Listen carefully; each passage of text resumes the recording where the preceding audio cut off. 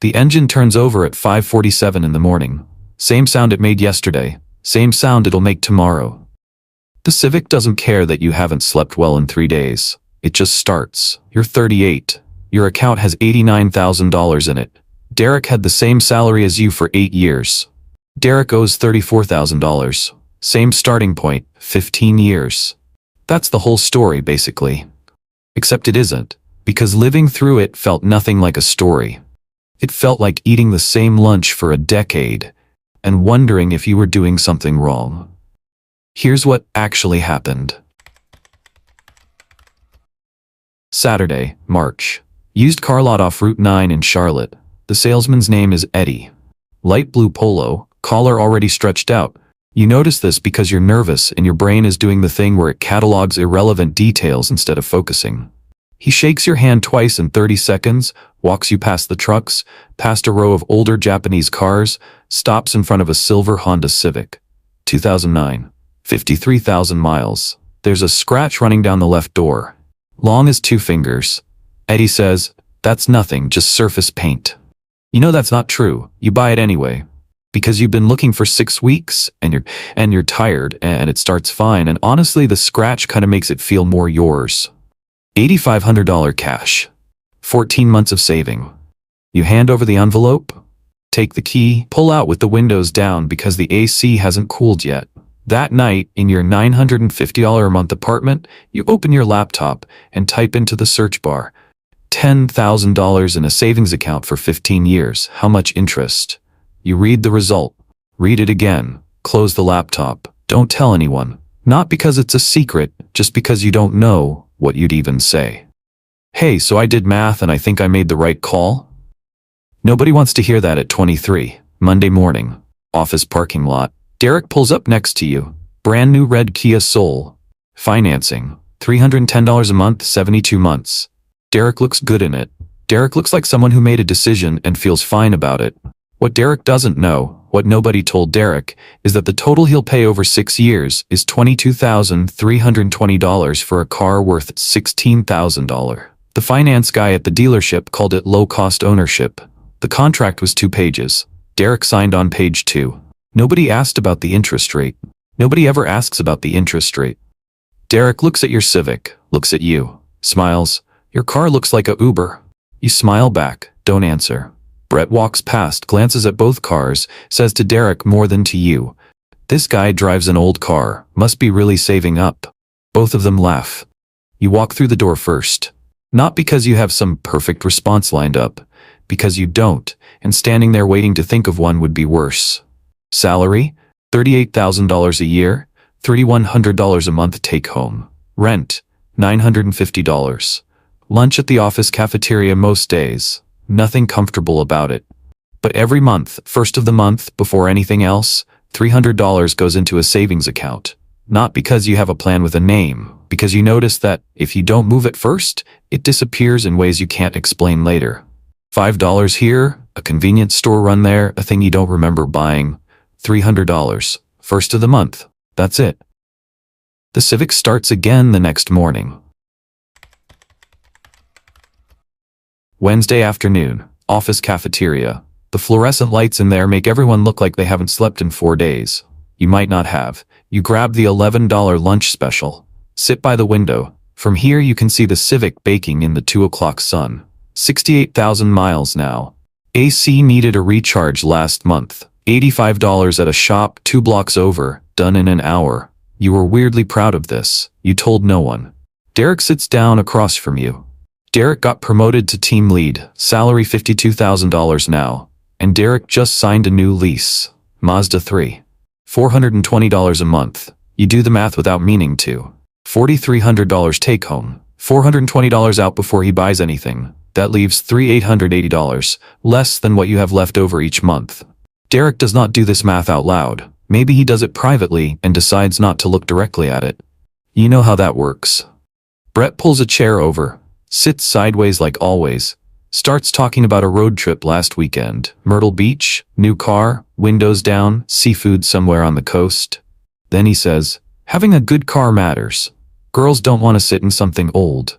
He's not saying it at you specifically, he's just saying it at the table. But your car is right there in the parking lot outside the window, and everyone at this table has eyes. You finish eating before anyone else. Carry your tray to the rack. Walk outside. The Civic is hot from sitting in the sun. You get in. Don't start it yet. You take out your phone. Open a browser tab you've opened before and always closed without doing anything. Car dealership website. Scroll past the sedans.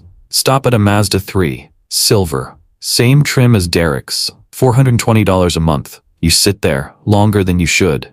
Your savings account has $6,400 in it. The brokerage account you opened 3 months ago because you got bored and a little paranoid about inflation has $620. The numbers are real. The progress is real. But you're sitting in a car that Brett just described as something girls don't want to sit in a parking lot full of newer vehicles in the 2 o'clock heat, and the numbers feel very far away right now. You close the tab, start the engine, drive back to the office without the radio on. That evening, you get home and there's a notice slipped under your door. Building management, water heater maintenance next week. Residents on floors 3 to 5, no hot water for 2 days. Not a huge deal.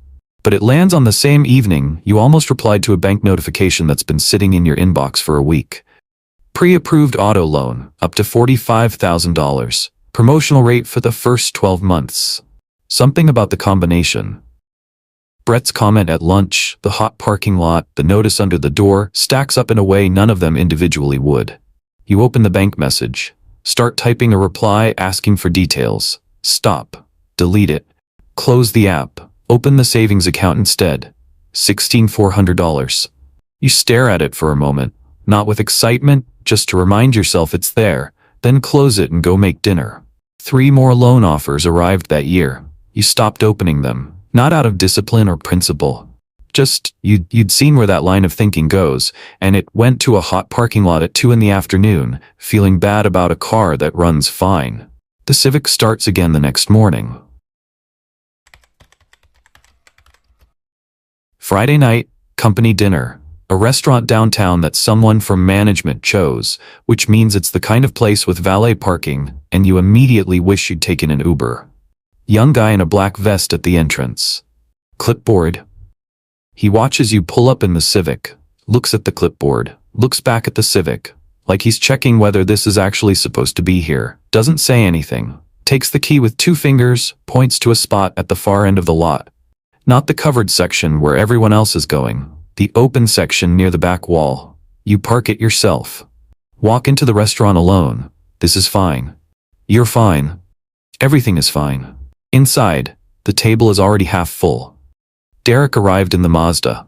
It's in the covered section. Derek is talking to someone from the regional office, animated, ordered before everyone got there. You sit at the end of the table. Brett is across from you. He leans over and says quietly, "Dude, did they make you park outside?" You say, "It's fine."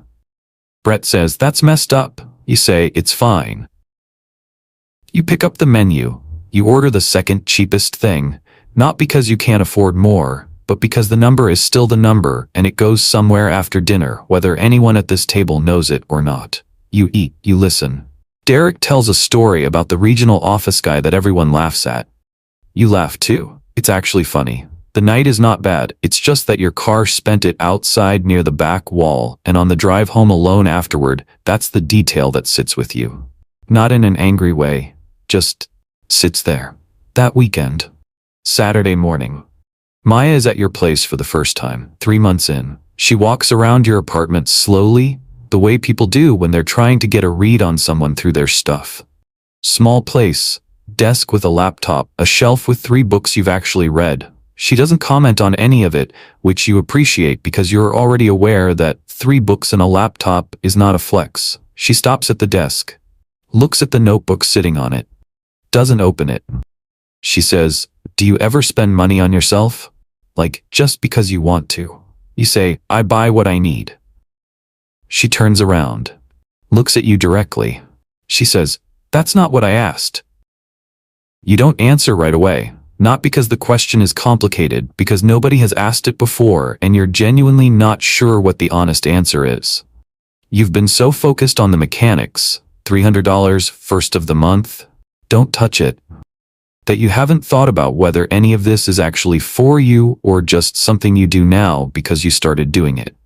She doesn't push, goes to the window, looks at the Civic in the lot below. She says, "I'm not saying the car is wrong, I'm asking if you're okay." You say, "I'm okay." She nods, but it's the kind of nod that means she filed the question away, not closed it. Later she leaves.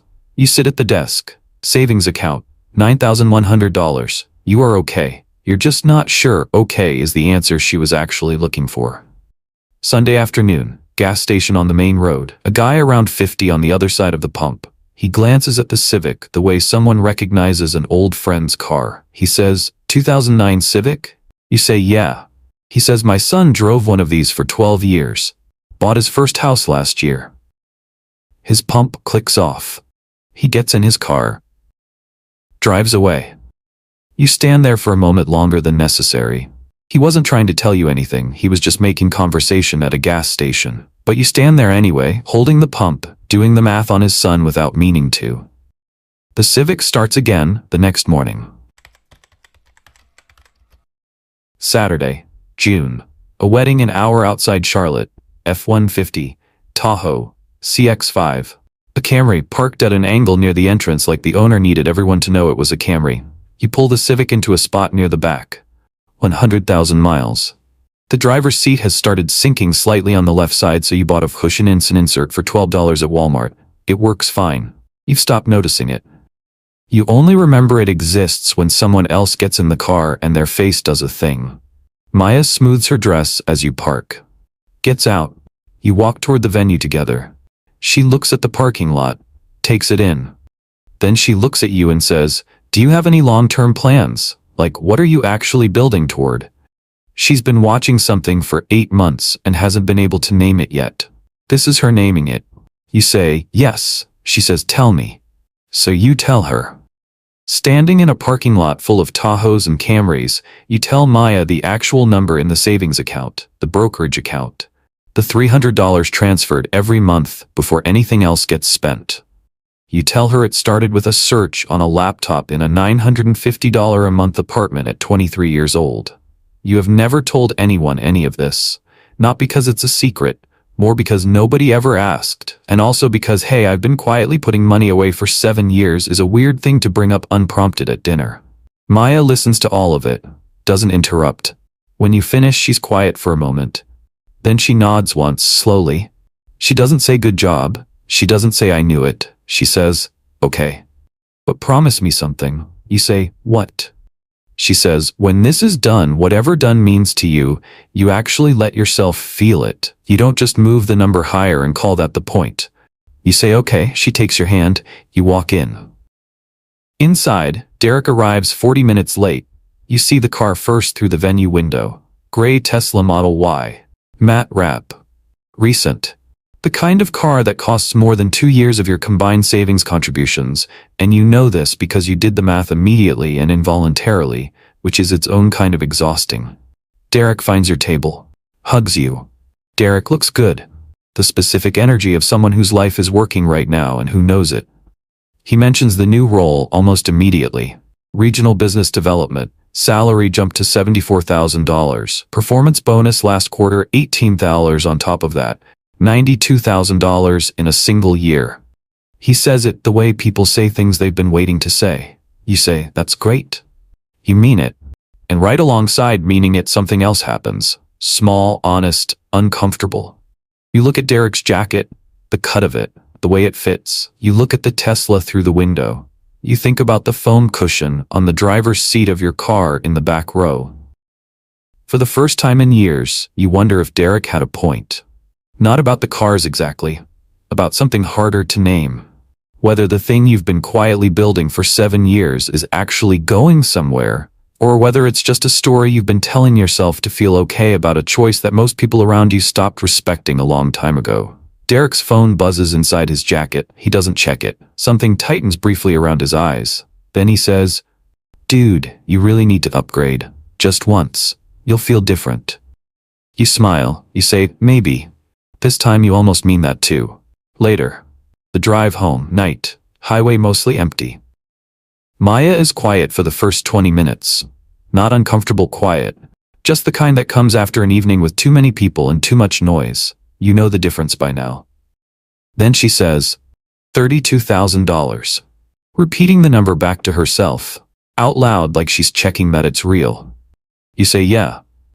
She looks out the window, city lights coming up on the horizon. Then she says, I almost booked a flight to Nashville last month. Just for the weekend. Just for me. You say, why didn't you? She says, talked myself out of it, told myself it wasn't necessary. Pause. I think I've been doing that a lot lately. You drive for a while without answering. You know what she's saying. Not about the flight, about the pattern, about the way that when discipline lives in a shared life long enough, it stops being one person's habit and starts becoming the temperature everyone adjusts to without noticing.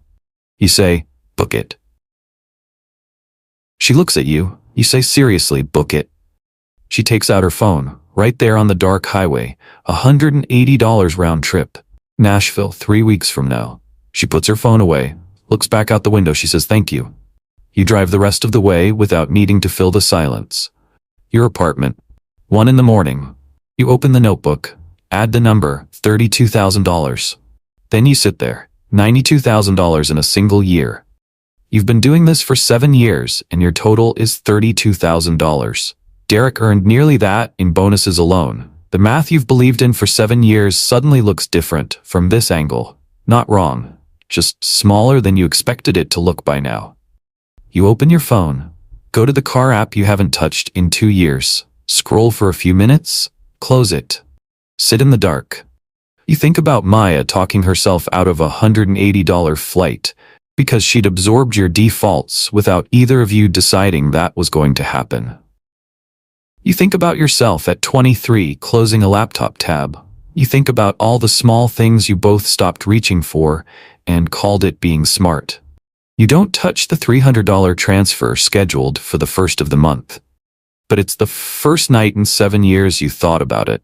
And it's the first night you weren't completely sure whether the thing you're building is actually for you or whether you've just gotten very good at building it.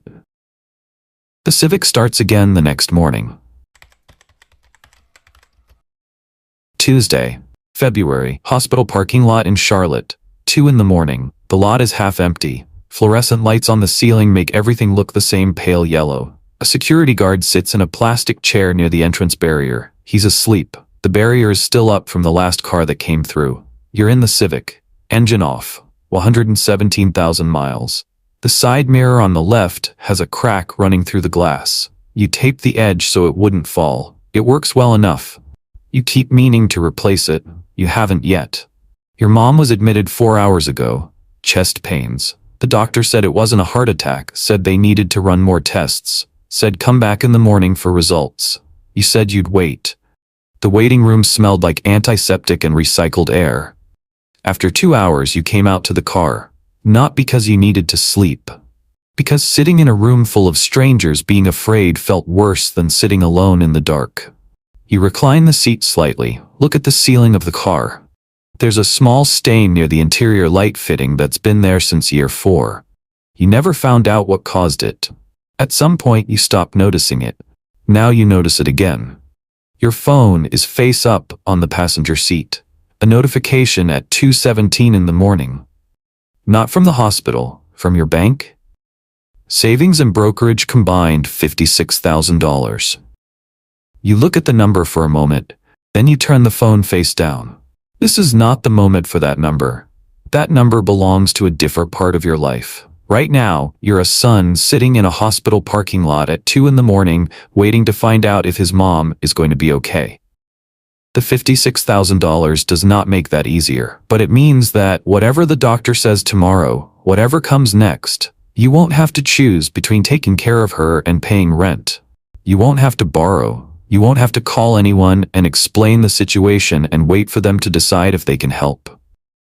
That's what the number is for. Not for impressing anyone, not for proving anything, just for this.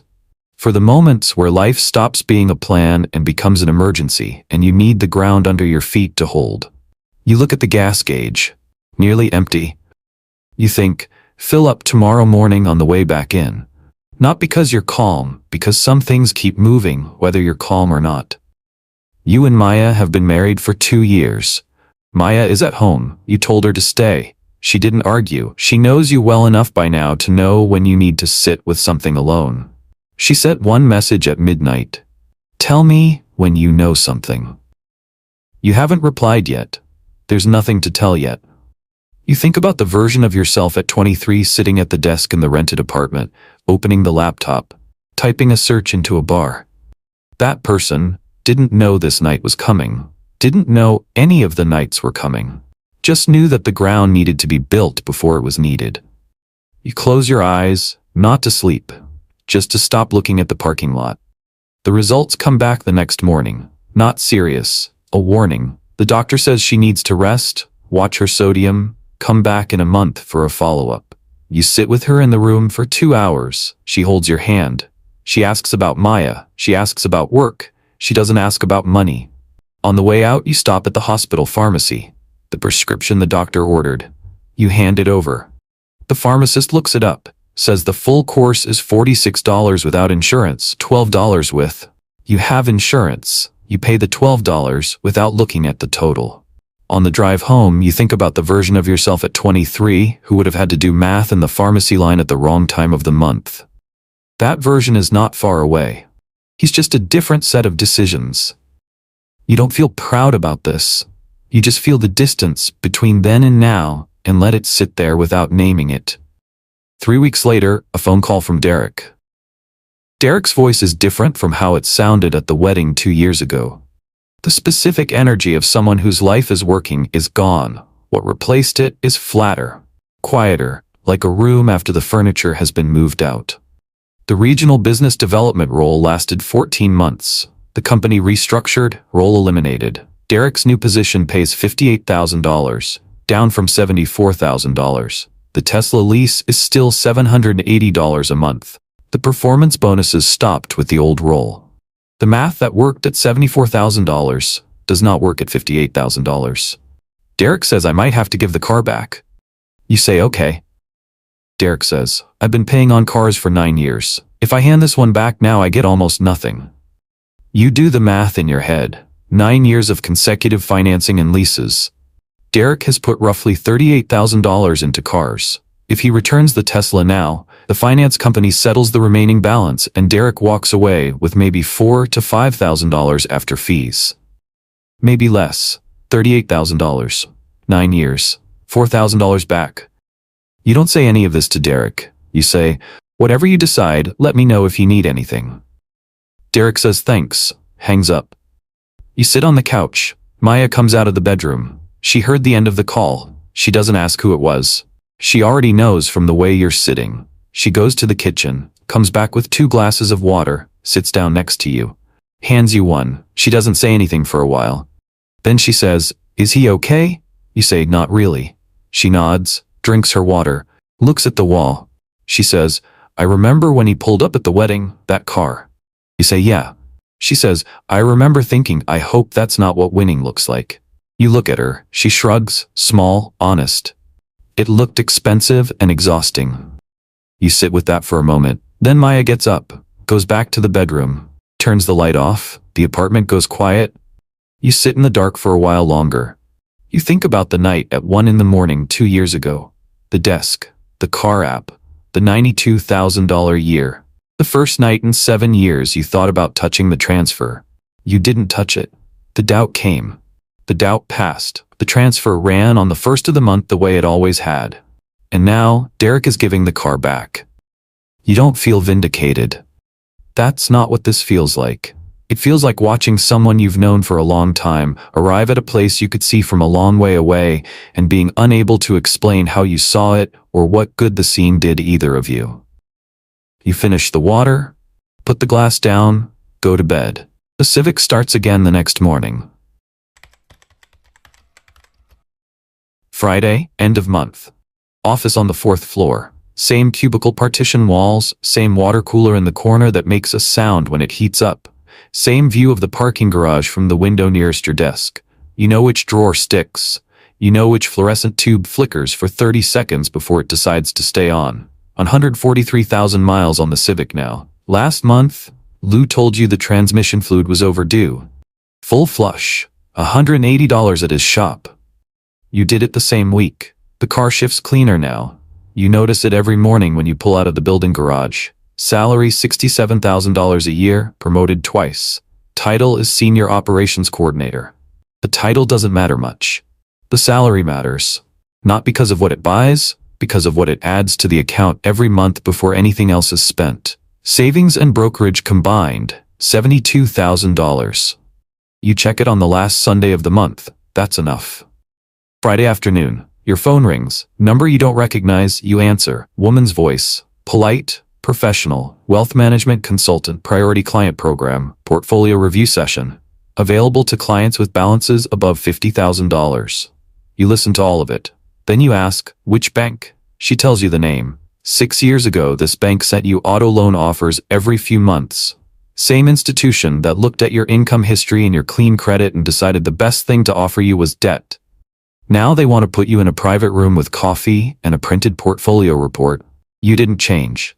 The number did. You tell her you'll think about it. She says she'll follow up. She does. That same evening, home, the kitchen. Maya is making dinner. You sit at the table with your laptop, half working, half watching her move around the small kitchen the way she has for 3 years now. She sets a bowl down in front of you without asking if you're hungry, sits across from you, picks up her fork. She says, there's a pottery class starting next month, Wednesday evenings, 8 weeks. You say, how much? She looks at you.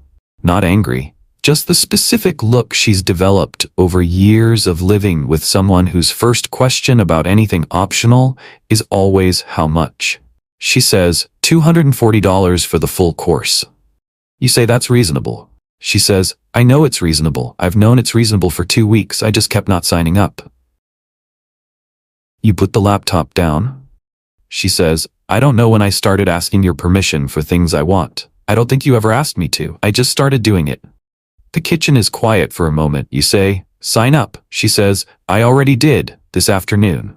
You look at her. She says, I just wanted to tell you, not ask, tell. She goes back to eating. You go back to eating. The kitchen stays quiet, but it's a different kind of quiet than before. Something small moved, not between you and Maya, inside Maya, and you felt it from across the table. Later you sit at the desk, open the notebook, $72,000.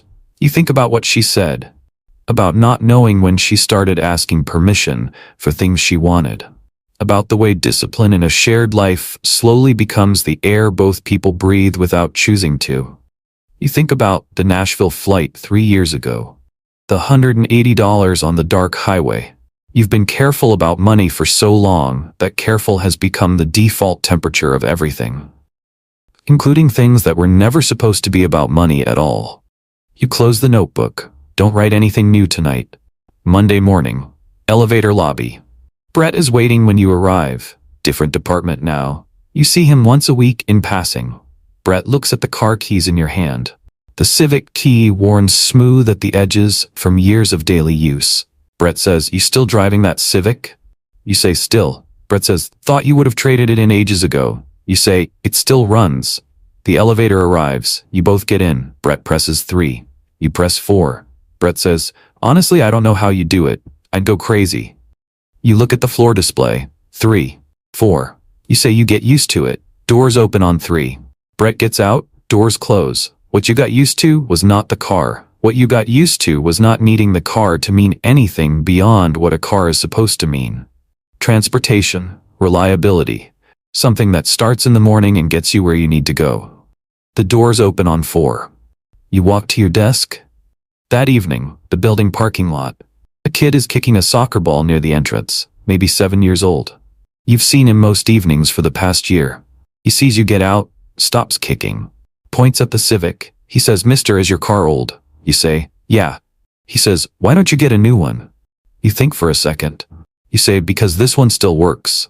He considers this, nods the way kids nod when an answer makes sense even if it isn't exciting.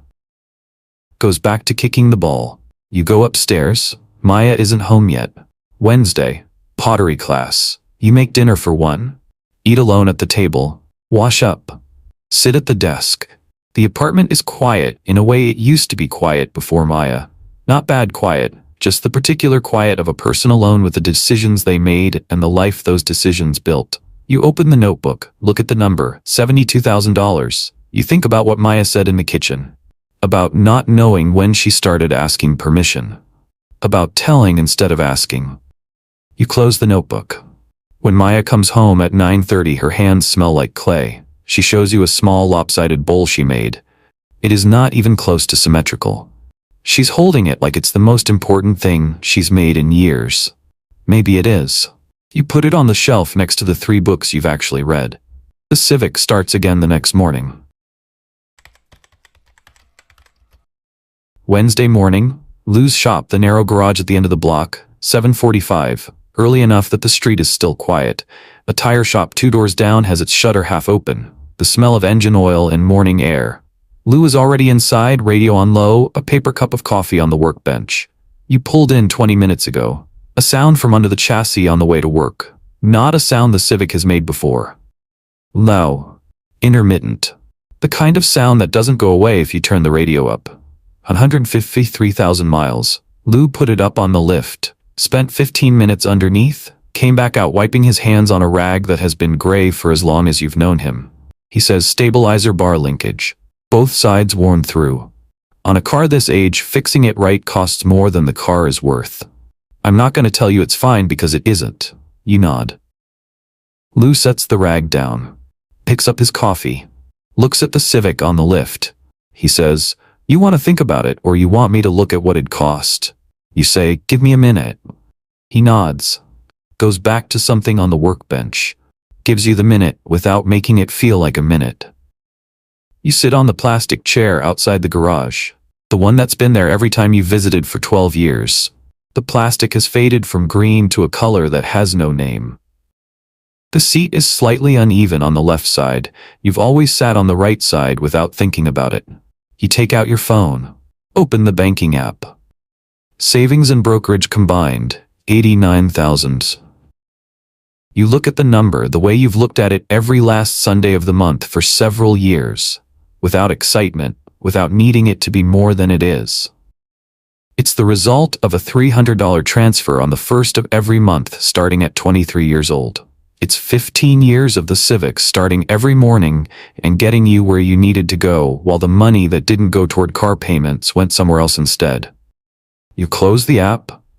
You don't feel triumphant. You don't feel like you won something.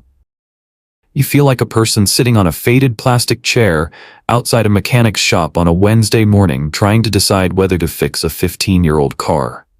Lou comes back out, sits on the step with his coffee. He says, "How long have you had it?" You say, 15 years.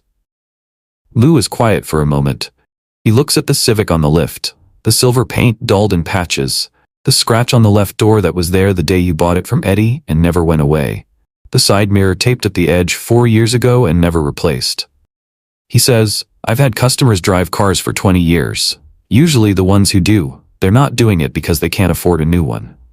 He doesn't finish the sentence. He doesn't need to. You say, "What would you do?" Lou drinks his coffee, sets the cup down carefully on the step. He says, "I'd let it go. Not because it can't be fixed, because 15 years is a complete thing. You don't need to push it past complete." You sit with that for a moment. The car did what you needed it to do. Every morning. In the rain, in the summer heat, in a hospital parking lot at 2 in the morning, on the highway back from a wedding where Derek showed up in a matte gray Tesla and you parked in the back row with a foam cushion on the driver's seat. The car did not care about any of that. It just ran. You stand up, go back inside, tell Lou to bring it down off the lift. You pay for the inspection. Lou waves off the fee. You leave it on the workbench anyway. You sit in the Civic one last time. The seat that sinks slightly on the left, the stain near the interior light fitting from year 4. The steering wheel smooth in the same places your hands have always held it. The scratch on the left door visible in the side mirror. You don't take a photo. You don't say anything to the car. You don't sit there longer than you need to. You start the engine. It turns over the way it always has. No hesitation, no complaint. Same sound it made, pulling out of a used car lot off Route 9 15 years ago with the windows down because the AC hadn't cooled yet. You sit for 1 minute, not thinking about the $89,000, not thinking about Derek, not thinking about Brett or the cafeteria or the valet or the wedding parking lot or the hospital at 2 in the morning. Just sitting in a car you've driven for 15 years on a Wednesday morning while the city outside gets on with its day. Then you put it in gear. Drive out. You don't look in the rearview mirror.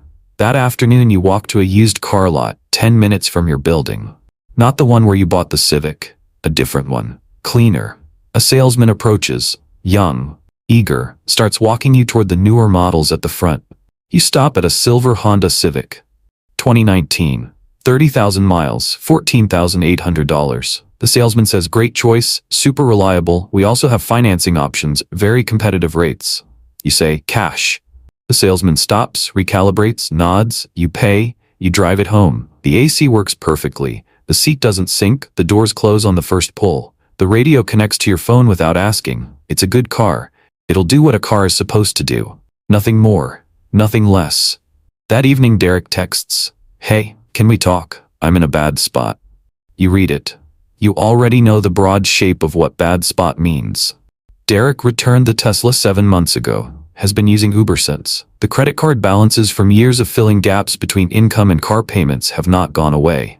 3 cards, minimum payments every month. The balance is barely moving because the interest is eating most of each payment. You text back, come over. Derek arrives at 9, sits on your couch. He's 31 years old. He looks older than that tonight. Not dramatically, just in the way certain kinds of exhaustion show up in the face after long enough.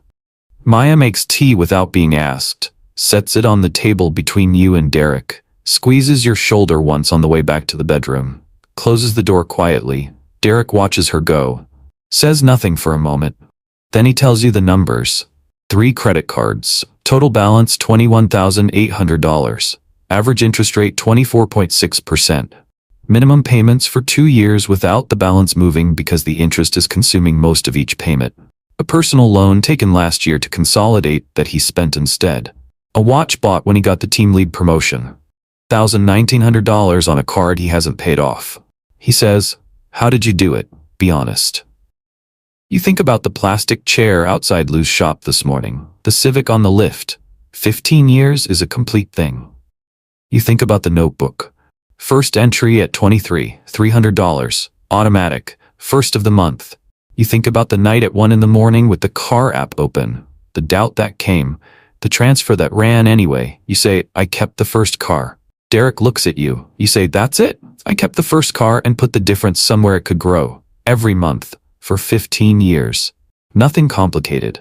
Derek is quiet for a long time. He looks at his hands, then he says something you didn't expect.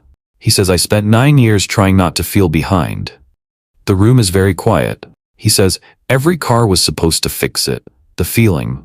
Like once I had the right car, the right title, the right number on my salary, then I'd finally feel like I caught up, like I was actually doing okay. He stops, picks up the tea, puts it down without drinking. I don't even know who I was trying to catch up to. You don't say anything. There's nothing to say that would improve on the silence. After a while, you make him coffee. Sit across from him for another hour. Help him list the debts in order of interest rate. Help him find the number he needs to clear the highest rate card first. You don't give him money tonight. Tonight is for him to see the shape of it clearly for the first time. He leaves at 11. You lock the door. Maya appears from the bedroom doorway. She heard most of it. You can tell from her face. She says, is he going to be okay? You say, I think so, it'll take time. She nods, comes over, stands next to you in the kitchen for a moment. She says, that thing he said about trying not to feel behind. You say, yeah. She says, I think a lot of people feel that. They just don't say it out loud until they have no choice. You stand in the kitchen together for a while, not talking, not needing to. The new Civic key is on the counter next to the old one. You haven't dropped off the old car yet. Lou is going to sell it for parts. 2 keys. Same model. 15 years apart. You pick up the old key. Turn it over in your hand once. Put it in the drawer. The following Sunday, you drive Derek home in the new Civic. He's quiet most of the way. The quiet of someone running numbers in his head and not liking what he finds, but no longer looking away from them. You park outside his building, he gets out, leans on the door for a moment. He says, "I keep thinking about all the money I put into cars." You say, "Don't think about that." He says, "How do I not think about it?" You say, "Think about the next 15 years instead." He nods, not because he feels better, because it's the only direction that's still open. He goes inside. You drive home alone. The new Civic quiet on the highway. AC cold, radio low. The city lights on either side of the road, the same city lights that have always been there. You park in your spot in the building garage. Turn off the engine. You sit for a moment. Then, without thinking about it, you reach out and run your hand along the left side of the dashboard. Toward the door. Your fingers move to where the door meets the frame. Where the scratch used to be on the old car. The one that was there the day you bought it from Eddie in the stretched-out polo shirt and never went away in 15 years. Your fingers find smooth paint. Nothing there. You sit with your hand on the door for a moment longer than makes sense. Then you get out. Lock the car. Go upstairs. Maya is on the couch with the book. The small lopsided ceramic bowl is on the shelf where you put it 3 weeks ago. Still there. Still slightly crooked. She looks up when you come in. She says, "How is he?" You say, "Starting." She nods. Goes back to her book. You sit down next to her. Don't open anything. Don't check the account. Don't open the notebook. Just sit. The apartment is quiet. The kind of quiet that took 15 years to build.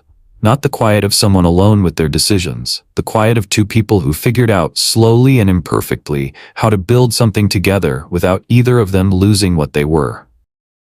You sit there for a while. Then Maya turns a page. And the evening continues the way evenings do, when nothing is wrong and nothing needs to be said, and the ground under your feet is exactly where you left it. The new Civic will start again tomorrow morning. Somewhere in Charlotte right now, a used car lot is still open. A salesman in a polo shirt is walking a young guy through the lot. Past the trucks, past the older Japanese models. The guy is 23. First real job. 8 months of saving. He's been looking at cars for 2 weekends now. The salesman stops at a newer model, talks about the financing options, monthly payments, low entry cost, promotional rate for the first year. The young guy is listening. He's doing math in his head, but it's not quite the right math yet. He's calculating whether he can afford the monthly payment. He's not calculating what that monthly payment costs him over 15 years if it goes somewhere else instead. He hasn't made the decision yet. He's standing in the lot under the fluorescent lights with his hands in his pockets and a number in his head and a version of his life on either side of a choice he doesn't fully understand yet. The salesman is still talking. The young guy is still listening. Somewhere across the city, an engine turns over at 5:47 in the morning. It doesn't know any of this. It just runs,